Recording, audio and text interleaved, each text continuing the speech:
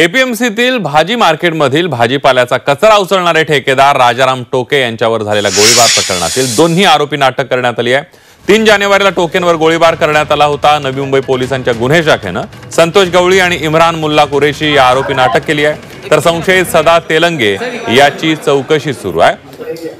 APMC मधील भाजी market मधल्या कचरा उचलण्याचा ठेका 2 वर्षांपूर्वी राजाराम टोके यांना मिळाला होता। त्यामुळे संतोष गवळी यांच्या मनामध्ये राजाराम टोके यांच्याविषयी रोष निर्माण झाला होता। त्यामुळे टोके यांना कायमचं संपवण्याच्या उद्देशाने कळंबोलीत राहणाऱ्या इम्रान मुल्ला कुरेशी याला सुपारी देण्यात आली होती। दोन्ही आरोपी आणि तिसरा आरोपी तिघे जण कस्टडीमध्ये आहेत। बेसिकली हा गुन्हा जो झालेला आहे हा कॉन्ट्रॅक्ट वरनं झाल्याचं सध्या तरी प्रथम दर्शनी दिसून येतं। जखमीकडे भाजीपाला उचलण्याचा काही कॉन्ट्रॅक्ट होता आणि याच्यामधनं त्यांची बिझनेस रायवलरी सुरू झाली आणि कॉन्ट्रॅक्ट मिळवण्याच्या दृष्टिकोनातून गुन्हा झाल्याचा प्रथम दर्शनी सुद्धा तरी त्यातनं दिसून येतं।